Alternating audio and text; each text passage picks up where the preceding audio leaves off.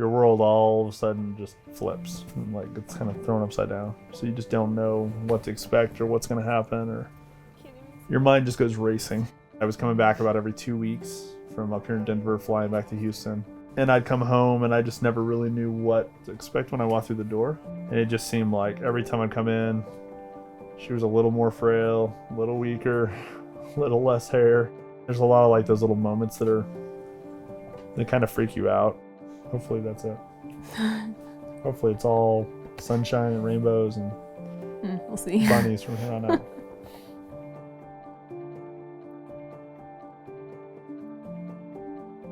Take this. Hi. You got it? Hi. Oh, Mommy!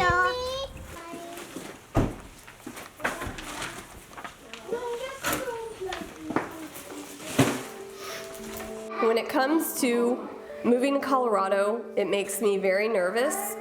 I have help there, but I don't have somebody who can move in with me and help me with the kids 24/7. So as much as my doctors have said this round of chemo isn't going to be as taxing as the first one, you just never know how your body's going to react.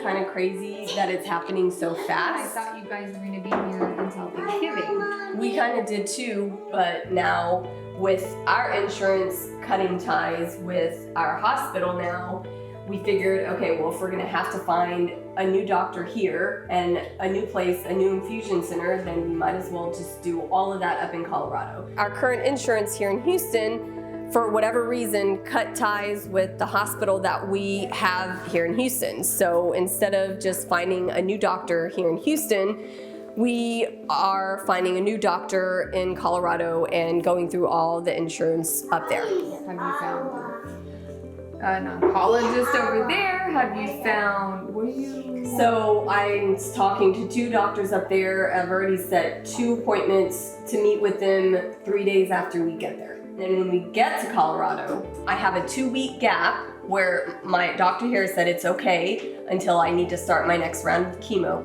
Some of the challenges moving in the middle of my treatment was making sure I was gonna find a doctor that I connected with, that I felt okay with. You have to feel like you're connected to the doctor and don't feel like she's brushing you off. And then distance-wise, that was something that was a personal decision for us, and just childcare.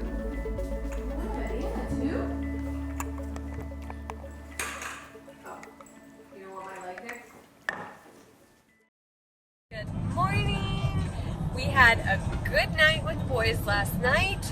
They played around for a little bit before they went down, but they were fine, and they didn't wake up until 7:15 today. They slept later than they typically do. I think the hardest part about the move has been finding a house that we were going to feel like was our home, and Chris found the house before I'd even seen it. We put an offer on it to rent, and I didn't see the house until we got here with the boys. I had written this guy and I had a little back and forth with him.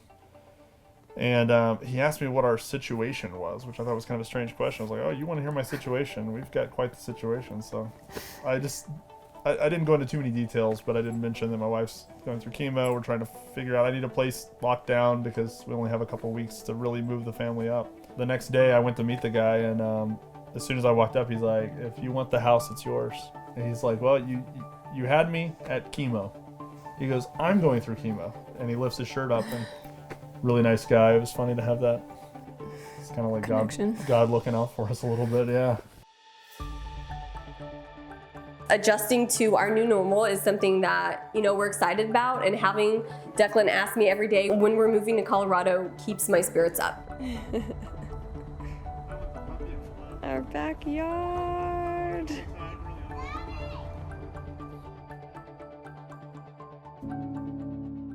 I think the move here to Colorado has been a little crazy. No, you don't think so? It wasn't that bad. No. I mean, the movers did all the heavy lifting. That was true. We never really used the word cancer around him at first. We just said, Mommy is sick, Mommy doesn't feel good. He gets out of school one day and the teacher was like, oh my God, I didn't realize, your wife had cancer. I was like, wait, what? Like, where did you hear that? And I said, well, where did you hear that word? Because I knew we hadn't said that word to him. And he said, well, you and Daddy say it a lot to each other. They're more astute than you think. They're always being silly and you don't think they're paying attention, but they are. They notice everything.